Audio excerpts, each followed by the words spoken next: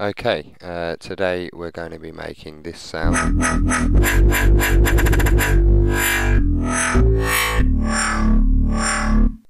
Um, so I thought I'd start with that sound because I hate tutorials that you don't know what sound you're going to be making.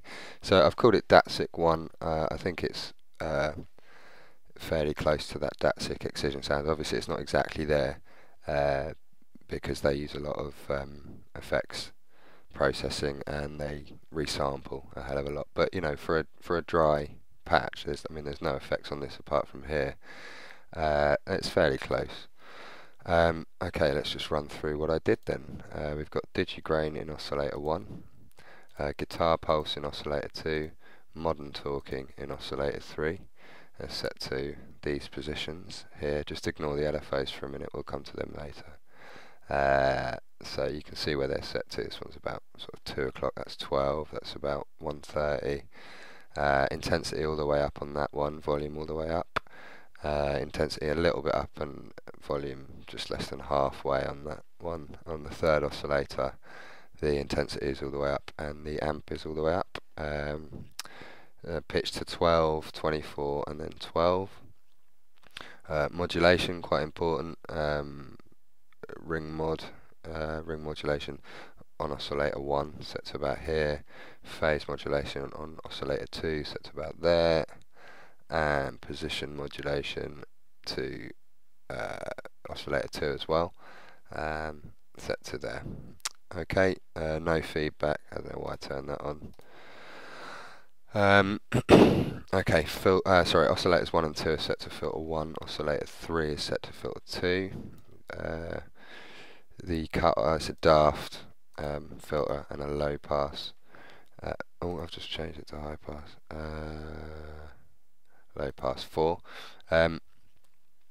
Cutoff is about sort of 1, 2 o'clock on number 1, just past 3 on number 2. What else? You can ignore these. Yeah, you can ignore these. You can turn them on and try that if you like. I don't know what it sounds like. Well, I could play it, but it's going to be annoying to syncopate later on with my voice. But it's actually not that different anyway. Right, this is let's have a listen. Let's have a look. Yeah, reverb, a small reverb. Okay.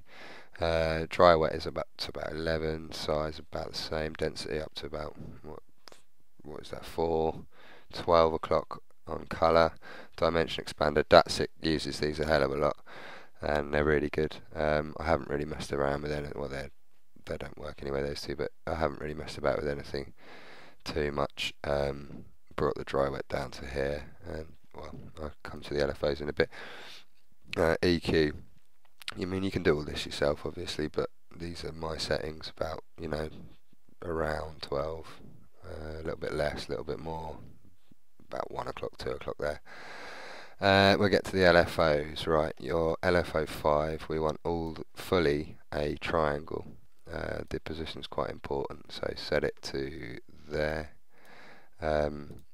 Setting the positions of the LFOs, again this is fully sinus.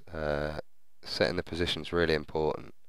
You don't want them overlapping each other too much because you won't get as much you know, change in the sound. It won't evolve as much, and it's a subtle difference, but it's important. So you can see they're all sort of at different starting positions. They're all set to LFO. That's important. Do that. Okay, so where have we got the 5s? We've got the 5s here, here. Actually, no, I'll start over here. So the filter cutoff. If you don't know how to do it, you just drag it across, click and drag, and it'll start like that, and then you just pull it up like that. I don't know where that was about there, wasn't it? And we want that there, and you can see, and here, here, here as well. I think that's it. You can see how much I've dragged them and which way. Don't forget that this one's, the low shelf is the opposite direction. That helps so the bass kind of comes through when the rest of the sound is quiet. If I play it slowly, you'll be able to hear that. It starts off bass and then it goes into the other thing. That's cool, isn't it? Right, LFO 6, which was this one, is set to the first and third oscillator WT position. This one's backwards again, that one's forwards. You can see how much. And filter 2 is cut off, which is only modulating this, or only filtering oscillator 3. I think that's it for 6, yeah. Number 7, don't worry about the mounts of oscillation, by the way, I'll come to that in a minute. Number 7 is just the high shelf on the EQ, just that much. Okay, now what I've done is, let's just reset that. Okay, so this is turn off your syncopation, just start with a freeform one. You can always, you can always skip this step and do the sort of tedious programming if you want it syncopated, but it doesn't really matter, especially if you're going to be resampling. Just don't worry too much about the syncopation. It sounds shit anyway. It's got to, it's got to be a little bit offbeat and a bit ragged. Sounds a lot better. Anyway, this macro control down here, drag and drop into that one. Do that for all of them. See, they've all got it there. And now this macro control is doing all your LFOs. So that's a neat little trick. Alright, some other sounds I've created I will play you now, but I'm not going to show you how I did them, so I'll move that out of the way.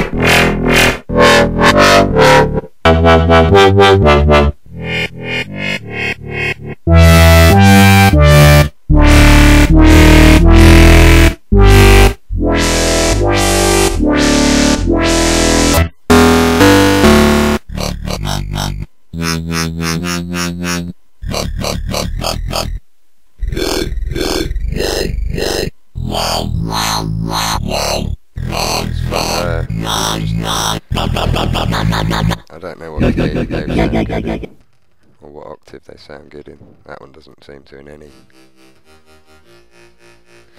Yeah, that's a new technique. I might do a tutorial on that later. That's pretty cool.